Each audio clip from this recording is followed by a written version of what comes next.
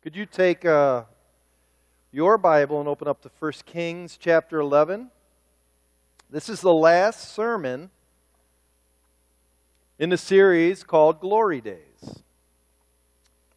1 Kings chapter 11, 1 through 13. Before we get there, I just have to say, even though it's been hot, really hot, I did a wedding outside yesterday, 4 o'clock in the afternoon. It was hot. But I still love this time of year. I love to see the leaves change. I love the dryness of the air. I remember one time, it was around this time, my daughter Ginger, my oldest daughter, was 4 years old, and we took our dog into this beautiful patch of trees. The leaves were just changing. They had those fiery oranges and cherry reds. And we went deep into the woods just to go walking. And halfway in there, my daughter was stuck in all these thorns and thistles, and she had all kind of burrs all over her coat and in her hair, those big, sticky, round ones. Even with the beauty of a patch of woods in the fall, there's still thorns, there's still thistles, there's still prickly things. That's how I feel about this series in the Old Testament. We went through some of the greatest stories ever told. The story of David and Goliath is fabulous. The story of when David brings the Ark of the Covenant into the city of Jerusalem for the first time. To me, that was overwhelming. But we have some dark and sticky parts that we have been through. In fact, even the last week, after 3 of my last sermons, some dear friends came up to me and said, "You know what? Where is grace?" Especially after my sermon on House of Blood. What was that? Man, that was dark. Why are you so dark? Where's the goodness? Where's the kindness of God? Because at times, some of these chapters are depressing. For many, the judgment of God seemed to be really emphasized in this series. And they said, what about grace? Where is it? Where is grace? Well, today, on our last sermon series, I am happy to tell you that's what it's going to be all about, is grace. That's the good news. The bad news is we have the thorniest section yet to walk through you've ever seen, and it's prickly. It's bad. That's why the title of this is a very uplifting title called Anger. Anger, which is talking about those things that kind of take away from our glory and make the Father angry. So if you can follow along with me, 1 Kings chapter 11, 1 through 13, our final series of Glory Days. Now King Solomon loved many foreign women, along with the daughter of Pharaoh, Moabite, Ammonite, Edomite, Sidonian, and Hittite women. From the nations concerning which the Lord has said to the people of Israel, you shall not enter into marriage with them, neither shall they with you, for surely they will turn away your heart after their gods. Solomon clung to these in love. He had 700 wives. Well, they were princesses. That doesn't really help. That's a lot of wives. 700 wives and 300 concubines. And his wives turned away his heart. For when Solomon was old, his wives turned away his heart after other gods, and his heart was not wholly true to the Lord his God, as was the heart of his father David. For Solomon went after Ashtaroth, the goddess of the Sidonians, and after Milcom, the abomination of the Ammonites. So Solomon did what was evil in the sight of the Lord, and did not wholly follow the Lord as David his father had done. Then Solomon built a high place for Chemosh, the abomination of Moab, and for Molech, the abomination of the Ammonites, on the mountain east of Jerusalem. And so he did for all his foreign wives, who made offerings and sacrificed to their gods. And the Lord was angry with Solomon, because his heart had turned away from the Lord, the God of Israel, who had appeared to him twice. And he had commanded him concerning this thing, that he should not go after other gods. But he did not keep what the Lord commanded. Therefore the Lord said to Solomon, Since this has been your practice, and you have not kept my covenant and my statutes that I have commanded you, I will surely tear the kingdom from you and will give it to your servant. Yet for the sake of David, your father, I will not do it in your days, but I will tear it out of the hand of your son. The key verse is verse 9. The Lord was angry with Solomon. It's really the only verse we're going to look at. So when people wonder why Solomon was allowed to marry so many women, remember, the Lord was angry with Solomon. Last couple of weeks ago, Jared said I'd explain how come God allowed so many wives for David. How many for Solomon? The Lord was angry with Solomon. When Solomon worshipped Moloch, Moloch was a god that was made of bronze, and he stood like this, a bronze statue that stood like this. Underneath his arms was fire, kindled fire. And what they would do is they would take their babies and lay them on the arms of Chemosh to worship their false gods. And Solomon did that. How could God allow that? The Lord was angry with Solomon.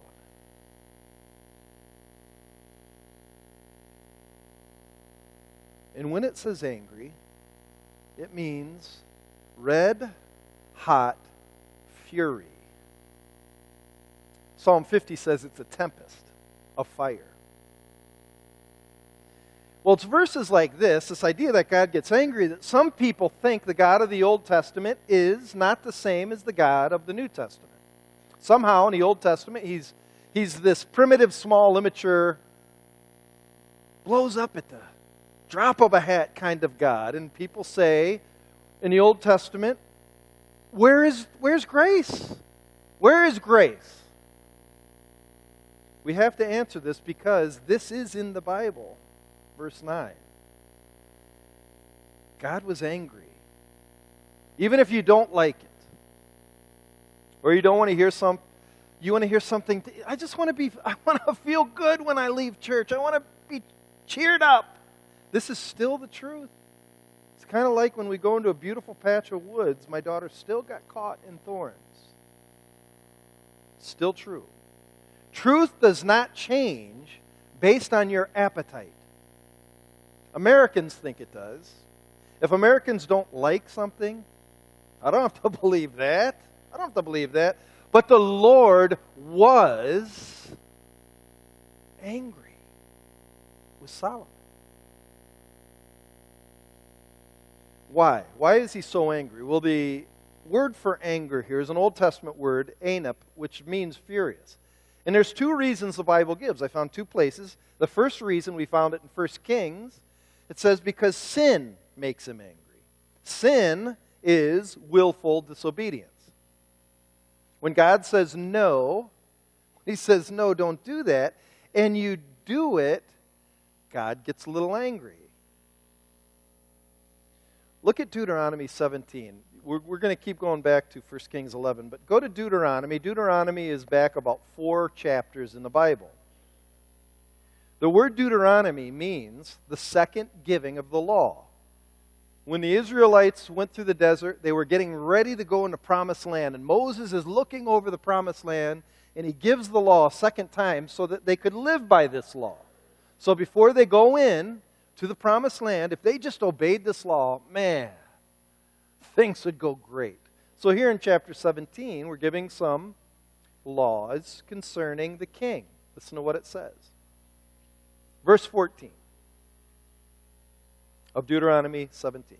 When you come to the land that the Lord your God is giving you, and you possess it and dwell in it, and then you say, I will set a king over me like all the nations that are around me, you may indeed set a king over you, whom the Lord your God will choose.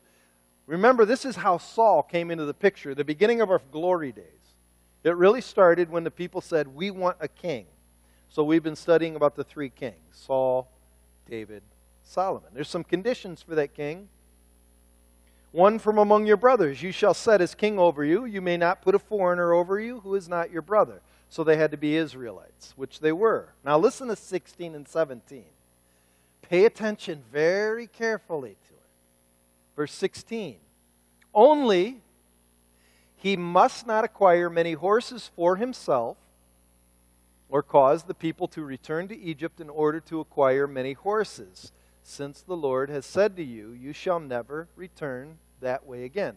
So remember this. If you're king, number one, keep this in mind, don't get a lot of horses, especially from Egypt. Verse 17. And he shall not acquire many wives for himself, lest his heart turn away. Okay, second thing, don't get a lot of wives. That word "a lot" means many. And then the third one says, he shall not acquire for himself excessive silver and gold. It's not saying you can't have silver and gold, but excessive, like way too much. Okay, now let's go back to 1 Kings. But to do that, go to chapter 11 and then go back 3 verses, so that's chapter 10. And I want to start in verse 26. Do you remember the 3 things? Don't get too many horses from Egypt. Don't get too many wives, and don't collect too much riches, excessive.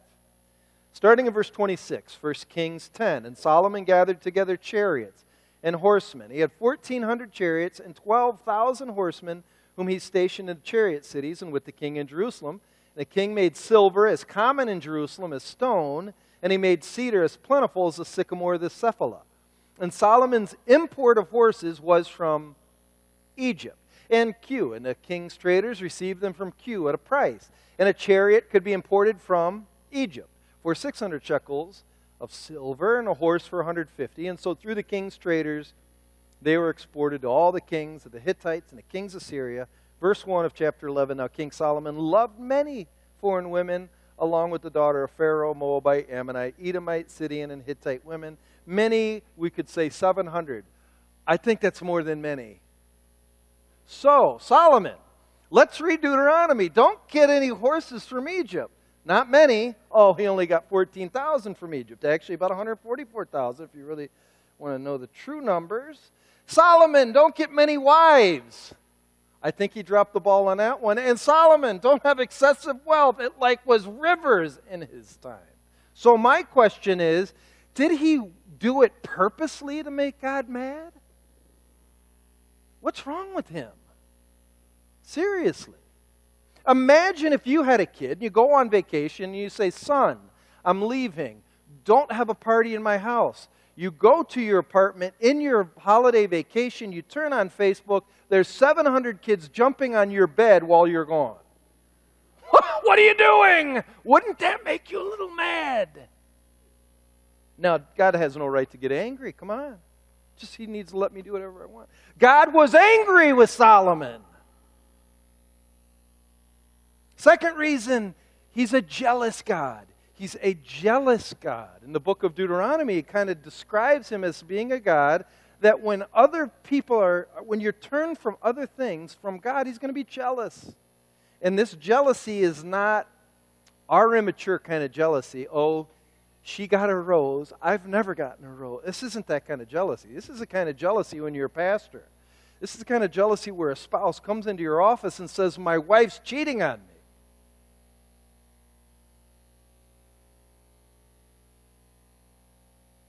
Man,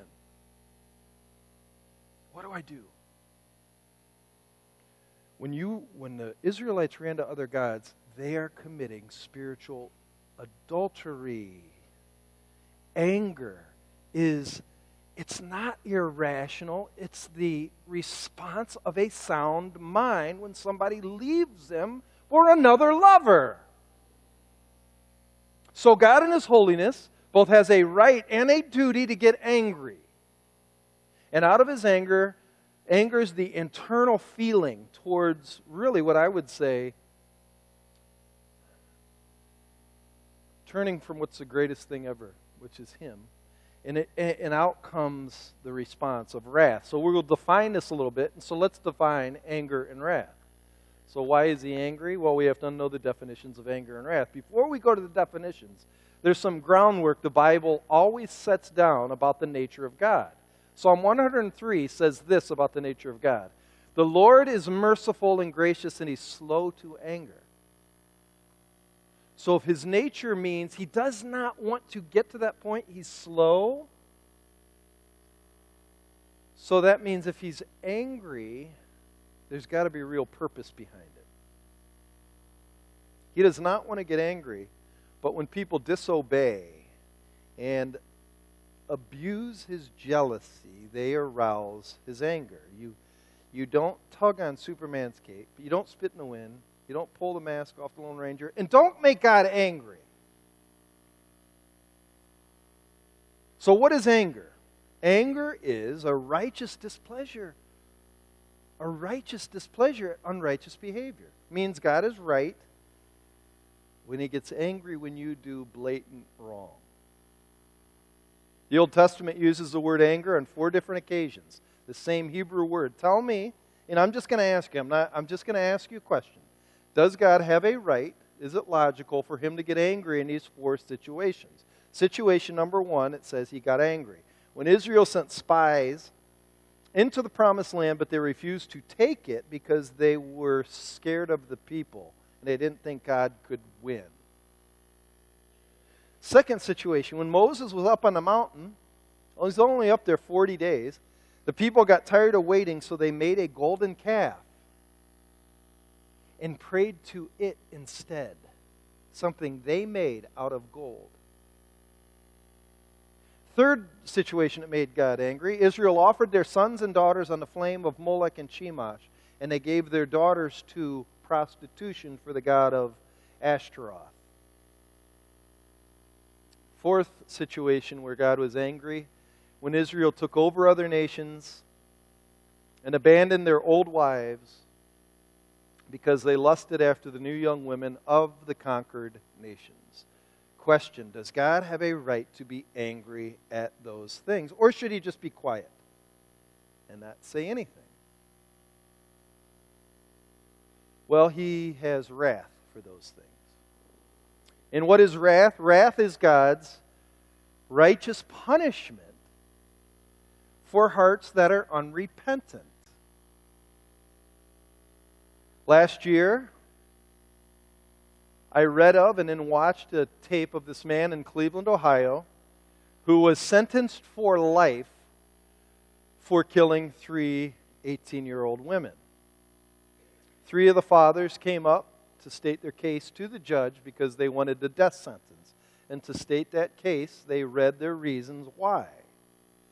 While one father was reading his plea to the judge, the murderer started laughing and smirking at the father.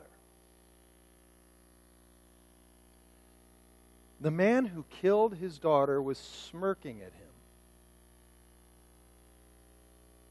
Made this father so angry, you can watch it on tape, he jumped across the courtroom over the tables to attack personally this man who was smirking at him. It took the whole security team in the courtroom to restrain him. But this guy was full of wrath.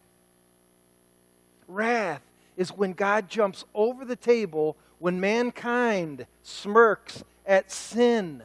Why is smirking at sin so bad? Because your sin and mine sent an innocent son, a perfect son, to die.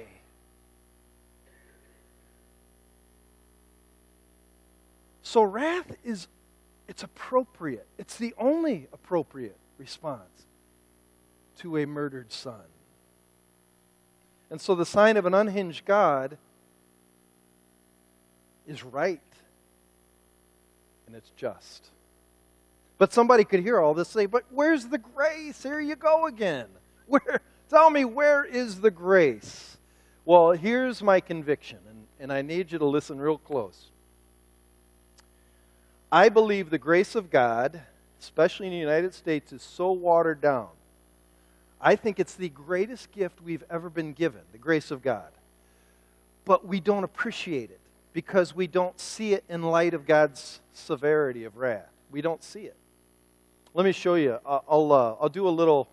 I was putting this together thinking, how do I explain this by picture? All right, so there's 3 categories. We're going to have wrath, our work that we try to assuage God's wrath or make God happy, and then the grace that is needed to help me make God happy. So I think in America, honestly, we see when somebody sins, I think we believe God's rather indifferent to it. Like he sees it, but it doesn't bother him that much. Kind of like a match. That's how much fury he has, just a little match. We say stuff like this. Boys will be boys, you know. Or I'm just sowing my own. This one makes me crazy. You know, man, what happens in Vegas stays in Vegas. Don't say that. Do you understand what you're saying? Do you understand what you're saying? I know somebody that says, yeah, I don't care if I do this, leave my wife, do this kind of stuff, because I know God forgives sin. I had somebody say that to my face. To my face. Okay, so with wrath is indifferent, how do we, if God's just indifferent, how do mankind respond to it? I'll do some emojis, because that's how we speak today. Meh. Okay. It's indifferent. No big deal. Eh. All right, so if it's just meh, like I don't really need to do anything, because God's kind of an old blind man, you know? He can get away with stuff. Sorry, I put my hand in front of the thing. So with meh, what is needed to kind of blot out God's indifferent wrath?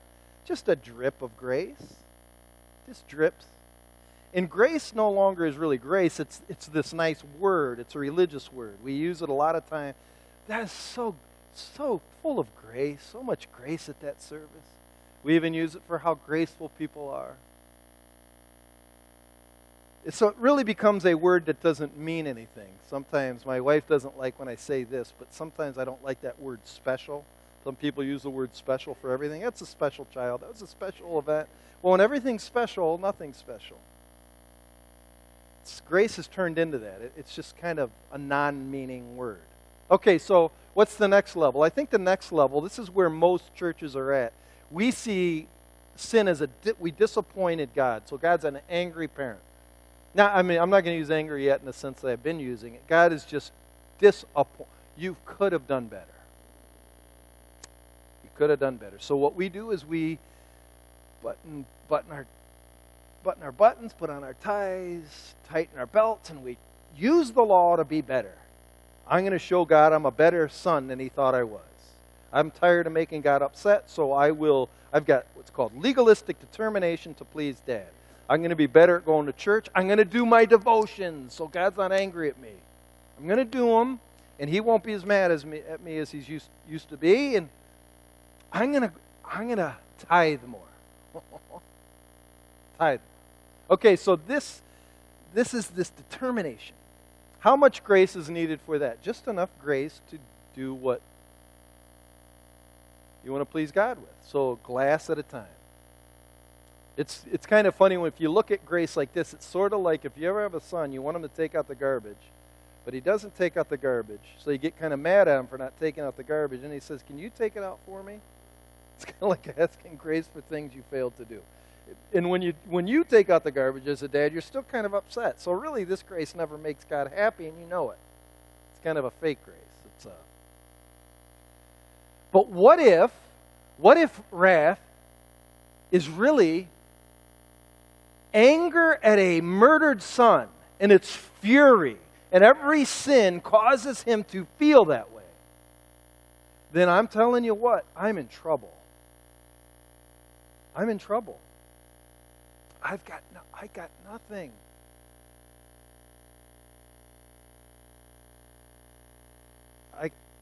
I can't face a God who's holy. I can't.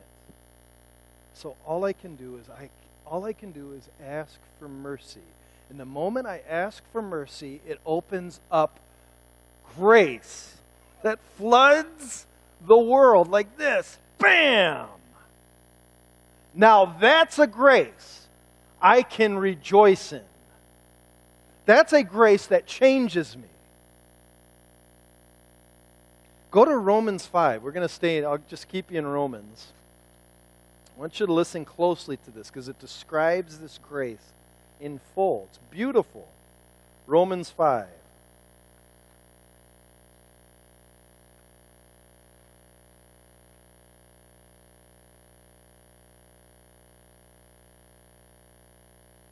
Romans 5, and then start in verse 13.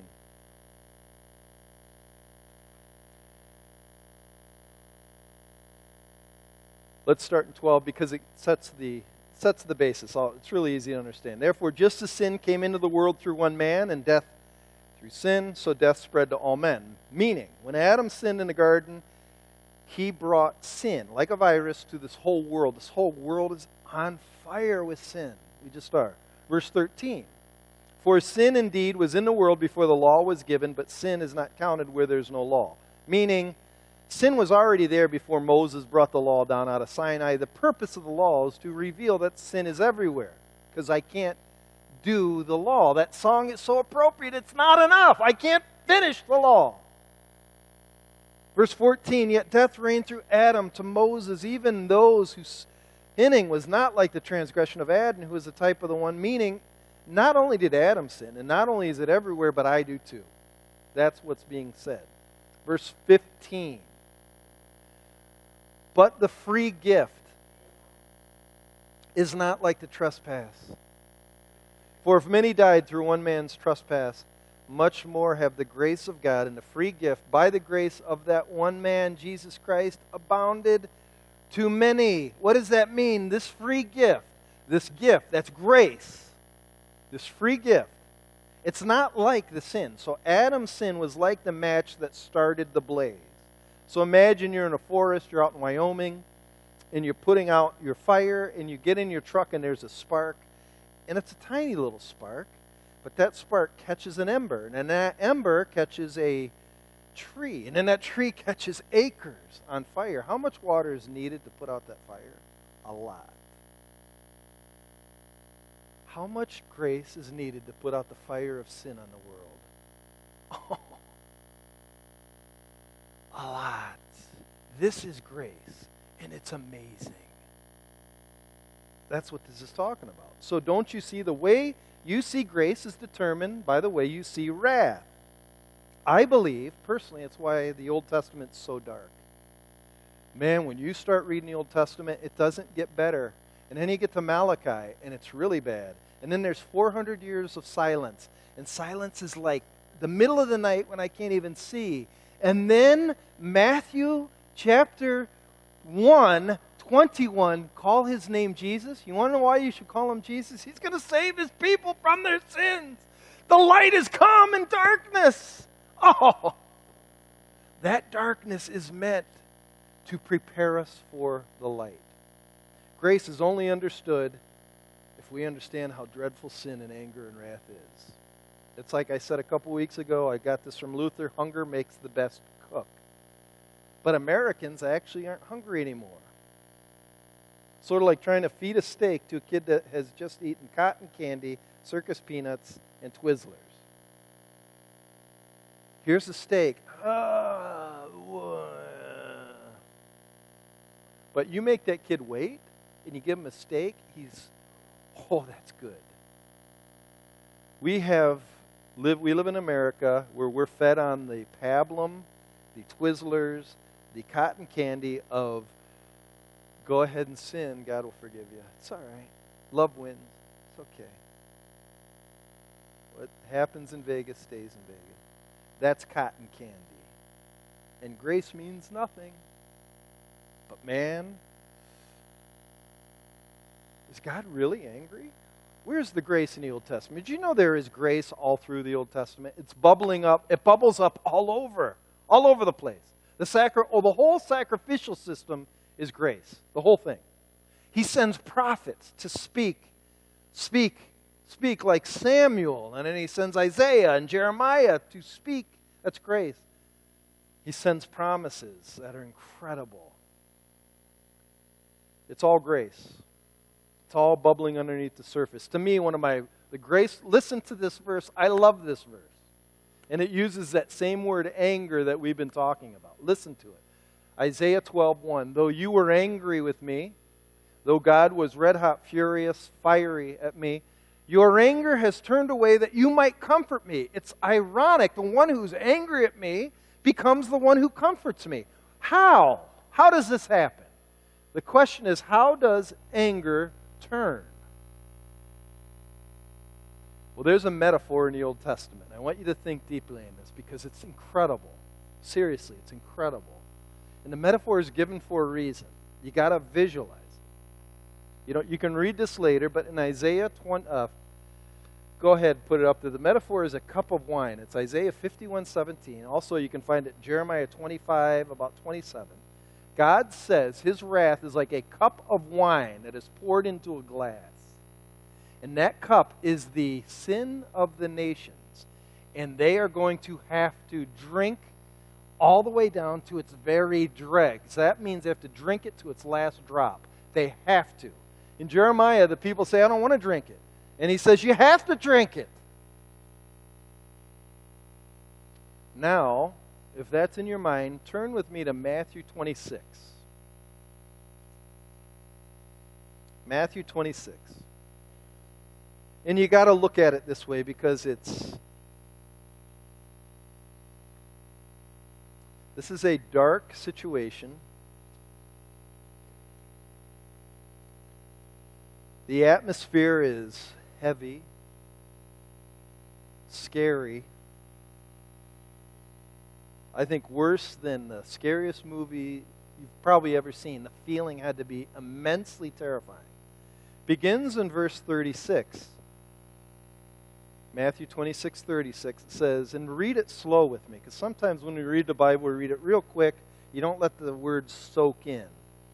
Let these words soak in like blood soaks into a white t-shirt. Let it soak in. Then Jesus went with them to a place called Gethsemane. And he said to his disciples, sit here while I go over there and pray. Taking with him Peter and the two sons of Zebedee, he began to be sorrowful and troubled. And then he said to them, my soul is very sorrowful, even to death. Remain here and watch with me. And going a little further, he fell on his face and he prayed, saying, my Father, if it be possible, let this cup pass from me. Nevertheless, not as I will, but as you will. Let what pass from him? This cup. What cup? What cup? The cup of God's wrath. The cup of God's wrath. He did not want to drink it, but he drank it for you to its last drop. Some of you are like, well, what does that mean? What is in that cup? Go back to Romans. You got to see this. Romans 3. Jared and I were talking about this verse all week because I'm so glad this verse is in the Bible. Romans 3, 23 to 25. You can say, this is the recipe of the wine that Jesus drank. Here it is. This is the ingredients of that wine. Romans 3, 23 to 25. It begins by saying all have sinned. This is Romans 3:23. All have sinned and fall short of the glory of God. So everybody has contributed to this wine. Verse 24, and we are justified by his grace. That's a gift. That amazing grace is a gift through the redemption that's in Christ. So redemption means the payment that was paid to set us free, or the cup that was drunk, cup of redemption. Now, here it is, verse 25. What's in the wine? Well, whom God put forward as a propitiation by his blood to be received by faith. This was to show God's righteousness, because in his divine forbearance he had passed over former sins. Here's what that means. Every sin that was committed before Jesus existed, before he came on the cross, is in that wine. So you can put it like this. Solomon and all his wives, David and Bathsheba, Moses and his murder, Noah and his drunkenness, the golden calf. The Israelites offering their children in the fire, Jesus had to drink that wrath. Look at verse 26. It was to show his righteousness at the present time, so that he might be just and the justifier of the one who has faith in Jesus. Present time means this time we're in now.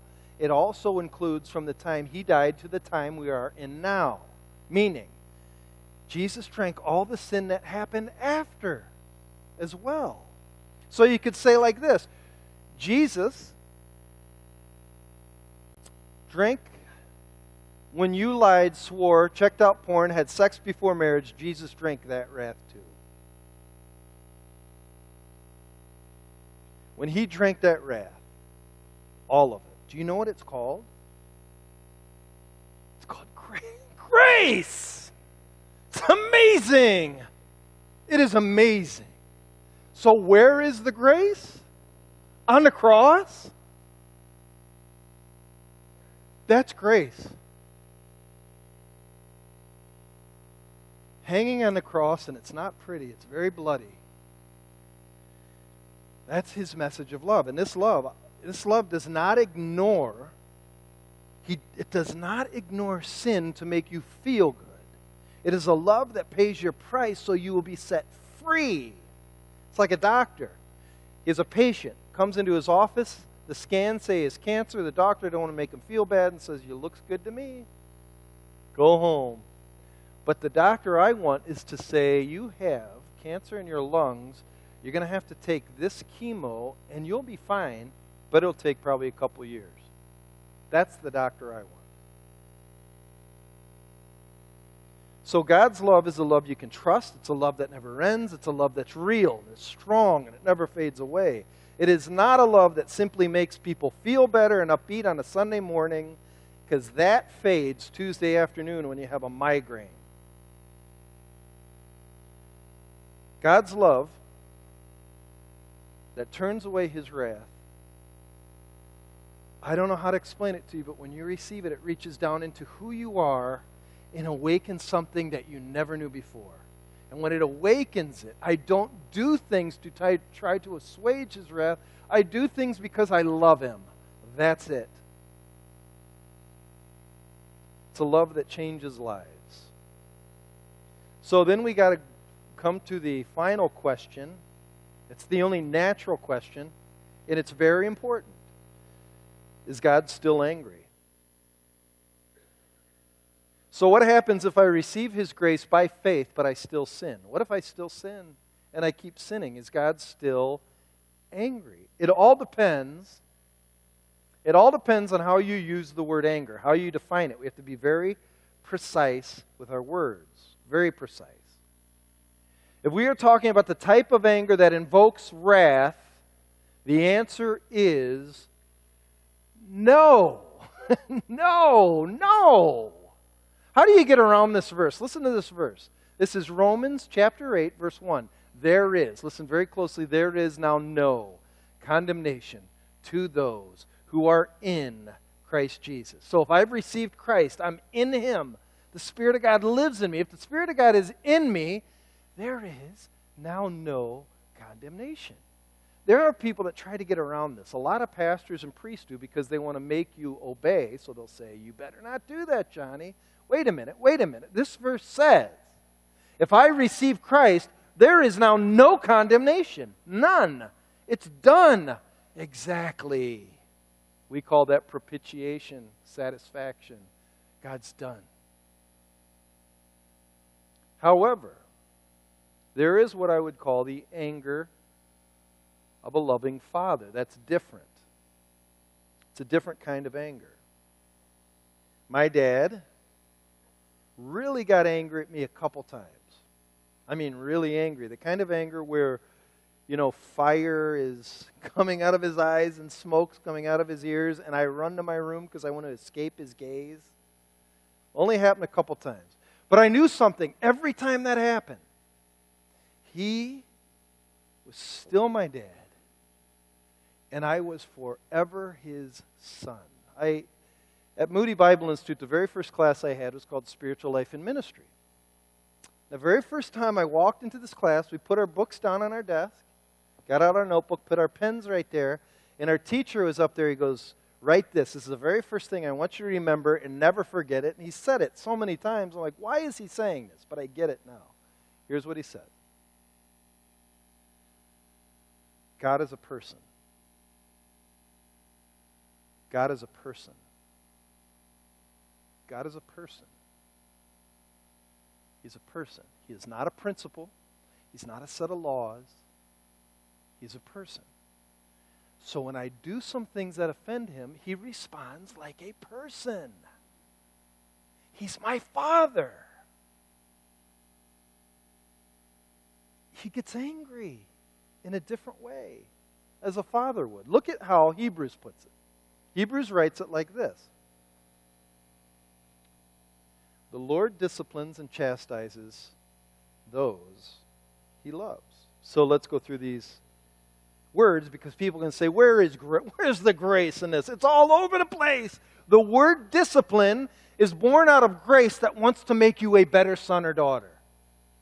It means to instruct when your child is acting ignorant and foolish. Every good person, every good parent uses discipline to instruct. The parent that doesn't, we call negligent. What about the word chastisement? There's no grace in there. No, it's all over that word. This means to take remedial punishment to change my behavior, not retributive intent. Retributive intent means you're just being punished to pay. That's not what we're talking about. We're talking remedial punishment. That means chastisement, could be whipping or whatever, to change my behavior.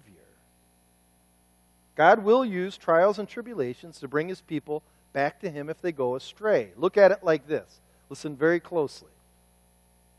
Imagine, if you will, you were a parent of a very high-energy 3-year-old girl. Every time she was outside, you'd sprint down the driveway. The only problem is your driveway runs into a freeway where sometimes cars run 55 miles an hour. Let's say your child begins to run out towards the street. As a good parent, you tell them to stop and come back. But in their mindlessness, they just keep running. La, la, la. La, la, la. They keep running. Zoom. Zoom. So what do? You catch them. If they don't listen to you, you catch them. If it's the third or fourth time, you give them a swat on the butt. Uh-oh, he's talking about corporal punishment. Yes, if you're a good parent. It makes them think twice about doing that again. Ow, that hurt. Yes, don't do that. Cars are speeding by. Now, imagine your neighbor also has a very high-energy 3-year-old girl. Every time they let the child out, she also bolts down the driveway to the highway. What if her parent is the type of parent that goes inside after letting them out? What do you do? What do you do if you see the child running down the driveway? You probably yell. Do you grab them and spank them? You're not their parent. Maybe you might have to if they keep running, but really, I better not do that. I could be in all kind of trouble. Now, let's freeze frame at the moment where you're spanking your kid while the neighbor kid's running free. Freeze frame it. At that moment, who looks like they are being treated more harshly? Your child. In reality, they are being shown love. So in other words, you could put it like this. God knows how to keep his children from playing in the street. And when he does, even though we may not like it, we call that grace too. That's grace. Glory days has come to its end. The kings had their high moments. Eventually they ended up being just as messed up and just as twisted as we are. But they did do one thing. They pointed us to the need of a king, a real king. Because there is a real king. There's a real king who's never sinned, he's never lied, and he's never let us down. Psalm 2 says this about the king. It says, "Kiss the Son, lest he be angry and you perish in the way, for his wrath is quickly kindled." That's Psalm 2. It says two things. Kiss the Son or get his wrath. What does kiss the Son mean? Don't kiss the Son like Judas, where you don't mean it. Kissing the Son means show him loyalty and reverence, show him homage, pay him what he deserves. And if you don't, it says, careful, the fire may be already kindled. Let's pray.